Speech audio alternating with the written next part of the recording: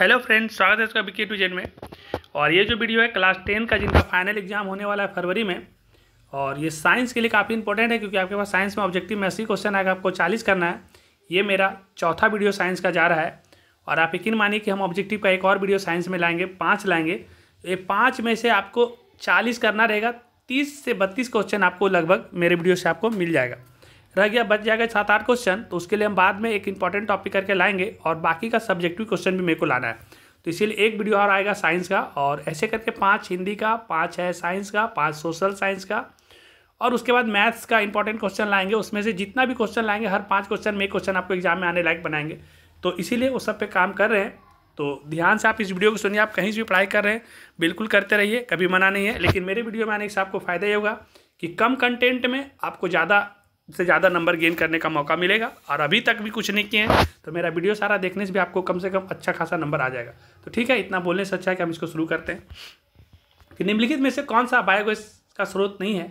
अगर ऐसा कभी पूछ दिया जाए क्वेश्चन कि बायोगैस का स्रोत कौन सा नहीं है इसमें, तो देखिएगा लकड़ी, गोबर गैस और कोयला, ये कहीं ना कहीं बायोगैस का स्रोत है। लेकिन ये जो नाभिकीय ऊर्जा होता है, ये परमाणु जो बनता है उस समय यूज होता है, ये कहीं से भी बायोगैस का स्रोत का बात है, हो ही नहीं सकता। तो आप अगर 2 का आंसर अगर आप सी लगाते हैं तो ये बिल्कुल सही हो जाएगा। क्वेश्चन नंबर दूसरा है, वाहनों में साइड मिरर के रूप में समतल दर्पण का उपयोग नहीं किया जाता है, क्यों? देखिए, हम लोग का वाहन का साइड मिरर में हम लोग उत्तल दर्पण का उपयोग करते हैं, इसलिए क्योंकि उत्तल दर्पण में दूर दूर का वस्तु को छोटा करके दिखाता है। लेकिन हम लोग समतल दर्पण का उपयोग इसलिए नहीं करते क्योंकि ये दृष्टि क्षेत्र बड़ा होता है, इतना बड़ा होता है कि एक में एक ही फोटो दिखेगा, तो बाहर से बहुत सारा गाड़ी आएगी, उसको हम लोग कैसे देखेंगे? तो इसीलिए 2 का आंसर ए होगा। ये दृष्टि से बड़ा होता है, इसीलिए इसका उपयोग समतल दर्पण का हम लोग गाड़ी के साइड मिरर में नहीं करते। क्वेश्चन नंबर 3 बोल रहा है कि डीजल का उपयोग होता है, तो डीजल का उपयोग भारी वाहन में, रेल इंजन में और विद्युत उत्पाद में। तो 3 का आंसर डी, ये सभी हो जाएगा। क्वेश्चन नंबर 4 बोल रहा है, चुंबक के कितने ध्रुव होते हैं? तो चुंबक का 2 ध्रुव होते हैं। और ये सारा आंसर एकदम सटीक है, एकदम बढ़िया से ढूंढ के सबको लाए हैं। आप लोग खाली ध्यान से सुनते रहिए, और ज़्यादा दिक्कत लगे तो आप कभी कभी स्पीड बढ़ा के भी सुनते रहिए। डायनेमो किस सिद्धांत पर कार्य करता है? तो डायनेमो जो है विद्युत चुंबकीय प्रेरण के सिद्धांत पर काम करता है, और डायनेमो जो होता है यांत्रिक ऊर्जा को विद्युत ऊर्जा में भी बदलता है। जो नेत्र निकट में रखी वस्तु को नहीं देख सकता है, जो वस्तु जो आपको नहीं दिख रहा है, जैसे निकट का नहीं दिख रहा है, समझ लो आपको निकट दृष्टि हो गया। दूर का नहीं दिख रहा है तो दूर दृष्टि हो गया। और आपको निकट और दूर के बीच का नहीं दिख रहा है तो जरा बिंदुकता उसको बोलते हैं, जरा दृष्टि दोष बोलते हैं। तो तीनों समझ लीजिए, दूर का नहीं दिखेगा तो दूर दृष्टि, निकट का नहीं दिखेगा तो निकट दृष्टि, और निकट और दूर के बीच का नहीं दिख रहा है तो उसको बोलते हैं जरा दृष्टि। तो ये 3 तरह का दोस्त आपको बता दिए।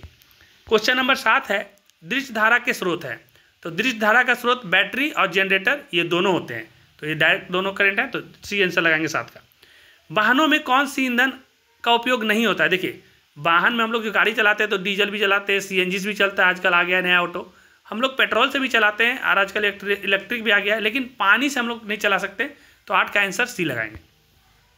किसी संकाय में एक से अधिक सेलों के संयोजन को कहते हैं। किसी भी संकाय में अगर एक से अधिक सेलों का संयोजन होगा तो उसे हम लोग बैटरी कहते हैं। विद्युत धारा का उसमें प्रभाव पर आधारित होता है, तो विद्युत धारा का उसमें प्रभाव पर आधारित उपकरण विद्युत हीटर है। और बायोगैस का उपयोग निम्न में से नहीं किया जाता है। तो देखिए, बायोगैस का कहाँ उपयोग नहीं किया जाता है? तो उपयोग किया जाता है खाना बनाने में, रोशनी के लिए, और छोटे छोटे कुटीर उद्योग में। लेकिन बायोगैस का उपयोग बड़ा उद्योग के लिए नहीं किया जा सकता। तो आप आंसर 11 का डी लगाएंगे। और आप ऐसे भी 3 ऑप्शन जो दिया हुआ है एक साइड से करके, एक बड़ा वाला अलग अलग है तो उसको अलग कर देना है। क्वेश्चन नंबर 12, ऊर्जा के वैकल्पिक स्रोतों में सबसे सुलभ स्रोत कौन सा है? ऊर्जा के वैकल्पिक जितना स्रोत दिया हुआ, कोयला, डीजल, इसे सबसे सुलभ हो जाता है बायोगैस। तो 12 का आंसर सी लगाएंगे।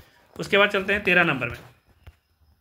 13 नंबर बोल रहा है कि सौर कुकर में किस दर्पण का उपयोग किया जाता है? तो सौर कुकर में अवतल दर्पण का उपयोग किया जाता है। जो सौर प्लेट लगाते हैं ना ऊपर में, उस अवतल दर्पण का उपयोग करते हैं।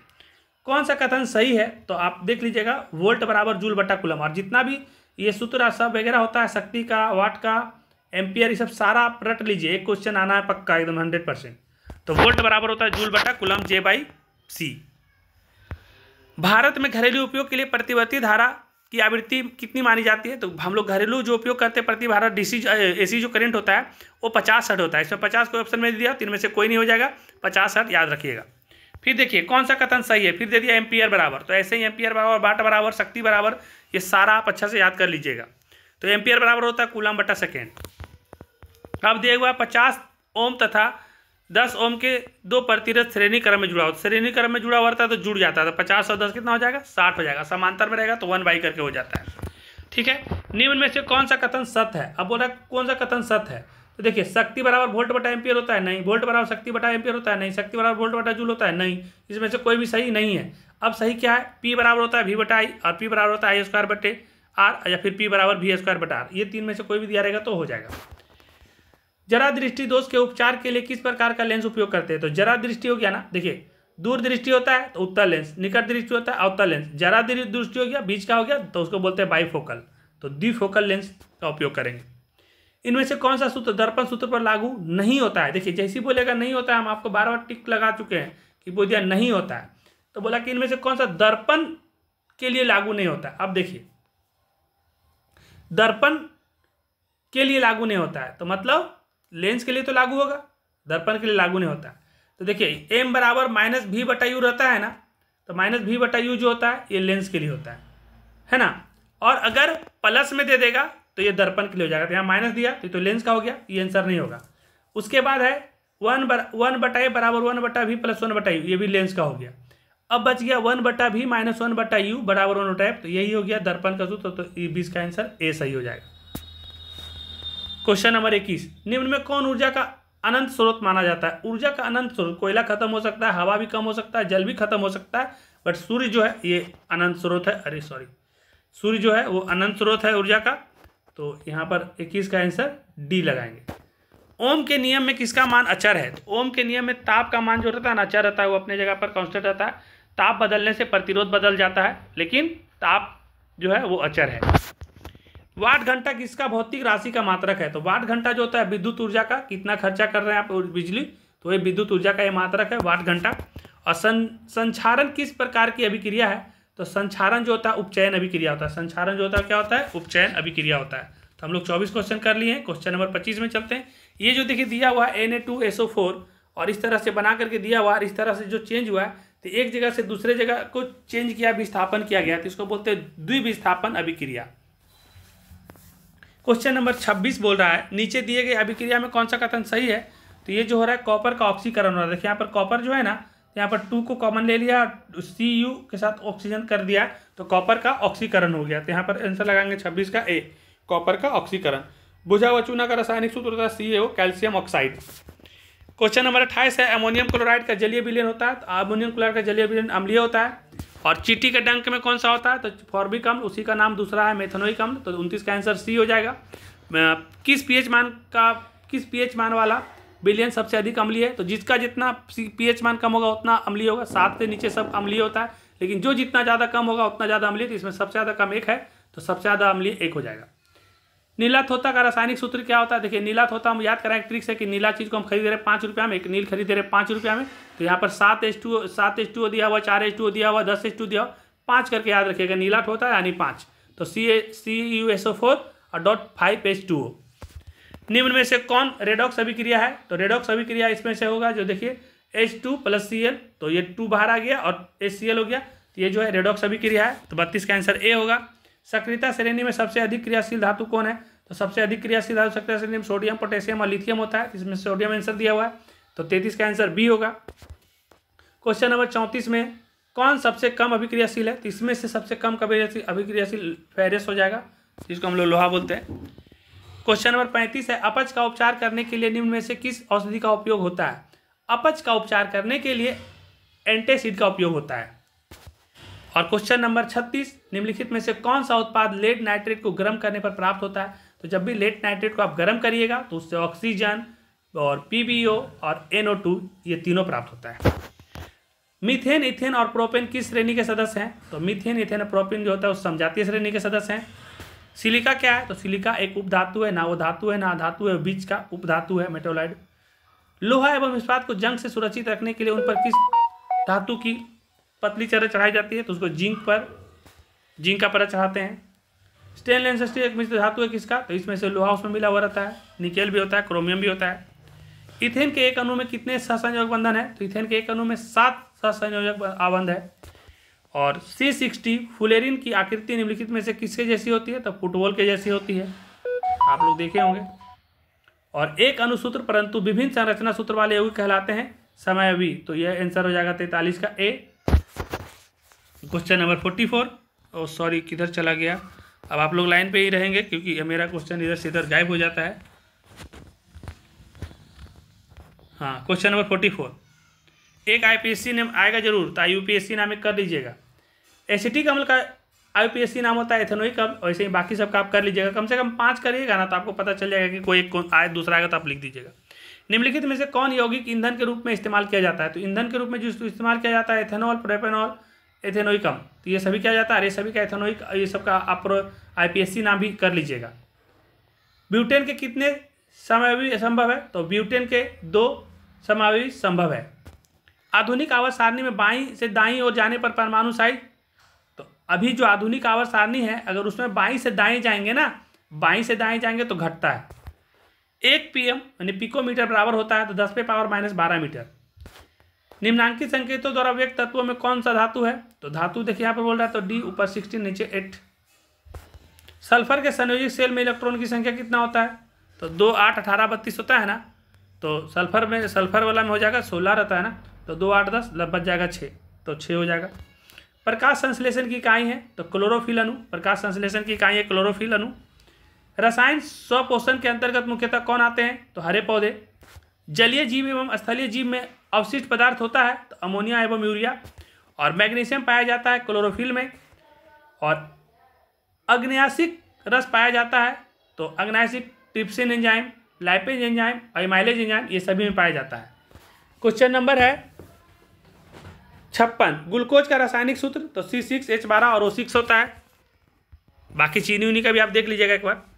वह संरचना जो ट्रेकिया में भोजन के प्रवेश को रोकता है तो उसको बोलते हैं एपिग्लैटिस। ये जो है ट्रेकिया में भोजन के प्रवेश को रोक देता है। मानव श्वसन तंत्र में होता है तो मानव श्वसन तंत्र में श्वसन यंत्र, श्वसन नली और फेफड़ा ये सभी होता है। रक्तचाप, रक्त दाब मापने वाले यंत्र को क्या कहते हैं? उसको स्फैग्नोमैग्नोमीटर बोलते हैं, तो स्फैग्नोमैग्नोमीटर बोलते हैं। 59 का ए। हृदय के बेस्मों का स्थिलीलन कहलाता है तो उसको बोलते हैं डायस्टॉल। पादप में जाइलम उत्तरदायी है जल का वहन के लिए। जाइलम का काम है जल को ले आना, फ्लोएम का काम है भोजन को ले आना। Question number 62। रेजिन किस पौधे का उत्सर्जी पदार्थ है? तो रेजिन जो होता है ये पीपल का उत्सर्जी पदार्थ है जो अपशिष्ट के रूप में निकालते हैं। ऑक्सीजन का वाहक कौन होता है? तो आरबीसी, ब्लड के द्वारा ही ऑक्सीजन जाता है हमारे शरीर में सब जगह। मस्तिष्क उत्तरदायी है तो सोचने के लिए, हृदय स्पंदन के लिए, शरीर संतुलन के लिए, मस्तिष्क सभी चीज़ के लिए उत्तरदायी है। इसलिए मस्तिष्क को हमेशा अच्छा से ध्यान से इसको बचा के और ठीक तरीका से रखना चाहिए। मछली के हृदय में कितने कोष्ठ होते हैं? मछली के हृदय में 2 होते हैं, मेढक में 3 होते हैं, मनुष्य में 4 होते हैं। बाकी सबका कोष्ठ का हृदय अलग कर लीजिएगा, एक क्वेश्चन बनने का चांसेस है। जीव जिस प्रक्रम द्वारा अपनी संख्या में वृद्धि करते हैं उसे कहा जाता है। तो जीव जिस प्रक्रम द्वारा अपनी संख्या में वृद्धि करते हैं उसे जनन कहा जाता है। मादा में निषेचन कहाँ होता है? तो मादा में होता है फ्लोपियन नालिका में, मतलब फ्लोपियन ट्यूब में। हार्मोन शब्द का नामकरण किसने किया था? तो वेलिस एंड स्टारलिंग ने। तो वेलिस एवं स्टारलिंग जो है ये हार्मोन का नामकरण किए थे। और शरीर का तापकरण कहाँ नियंत्रित होता है? हाइपोथैलेमस में। हाइपोथैलेमस जो होता है वो हमारे शरीर का तापक्रम को नियंत्रित करता है। रक्त में ग्लूकोज की मात्रा को नियंत्रित करता है। तो रक्त में ग्लूकोज की मात्रा को कौन करता है? तो इंसुलिन के कारण या ग्लूकागन के कारण। तो आप देख लीजिएगा, इसका आंसर ए होना चाहिए। सबसे जटिल मस्तिष्क होता है तो सबसे जटिल मस्तिष्क होता है मनुष्य का, पशु का और जलीय जीव का नहीं। सबसे जटिल मस्तिष्क किसका होता है? मनुष्य का। ये जो कर सकता है शायद कोई नहीं। किशोरावस्था में होने वाला शारीरिक परिवर्तन का कारण है तो टेस्टोरन और एस्ट्रोजन। तो एस्ट्रोजन, ठीक है, टेस्टोरन होता है हम लोग लड़का लोग में और एस्ट्रोजन होता है लड़की लोग में। तो किशोरावस्था में होने वाले जो जितना भी शारीरिक परिवर्तन है तो ये दोनों के लिए हो जाएगा। तो टेस्टोस्टेरोन और ये ए और बी दोनों हो जाएगा। छुई मुई पौधे में गति होती है जल की मात्रा में परिवर्तन से। छुई मुई में क्या होता है कि हम लोग जैसे छूते हैं तो उसका जल का मात्रा में परिवर्तन होता है, इसलिए छुप जाते हैं। निषेचन के फलस्वरूप अंडाशय विकसित होता है फल में। तो अंडाशय किसमें विकसित होता है? फल में। और निषेचन के बाद ये 14 दिन के बाद अंडा जो है ना वो बाहर निकल जाता है। ये पढ़े थे हम लोग। निम्न में से कौन जनन संचारित रोग के अंतर्गत आता है? तो देखिए, जनन संचारित रोग के अंतर्गत सिफिलिस, एड्स और गोनोरिया, ये जितना भी देख रहे हैं ना ये सब जनन संचारित रोग है। मिलर एवं यूरे के प्रयोग में निम्न विकल्प में क्या उपस्थित था? तो न्यूरे एवं यूरे के प्रयोग में ऑक्सीजन, हाइड्रोजन और मीथेन ये सभी उपस्थित था। वंशागत नियमों के प्रतिपादन किसने किया था? तो ग्रेगन जॉन मेंडल ने सबसे पहले मटर पे। और टिहरी बांध किस नदी पर बना है? तो टिहरी बांध जो है ये भागीरथी नदी पर बना हुआ है। तो यहाँ पर दिया हुआ आंसर नहीं था, तो टिहरी बांध जो भागीरथी नदी पर बना हुआ है। और वातावरण में डाले गए दूषित पदार्थ क्या कहलाते हैं? तो वातावरण में डाले गए दूषित पदार्थ प्रदूषक कहलाते हैं। और जैव विविधता का विशिष्ट स्थल, तो जैव विविधता का जो विशिष्ट स्थल है वो वन है। और मेरा आप सभी से रिक्वेस्ट है कि मेरा साइंस का एक वीडियो और आएगा, हिंदी का एक वीडियो सिर्फ और आएगा ऑब्जेक्टिव का, उसके बाद सब सब्जेक्टिव आएगा, उसके बाद मैथ का इंपॉर्टेंट क्वेश्चन आएगा। तो आप सभी से यही गुजारिश है कि आप कहीं से भी पढ़ते रहिए, कोई प्रॉब्लम नहीं, लेकिन हमारे वीडियो पे आइए, अच्छा लगे तो लाइक करिए और बाकी लोग को भी प्रमोट करिए कि जो अभी तक पढ़ाई नहीं किए हैं तो कम से कम यहाँ से इतना तो करके जाएँ कि उनका कम से कम एक अच्छा खासा नंबर आ जाए। तो ठीक है, इस वीडियो को लंबा नहीं करते, धन्यवाद।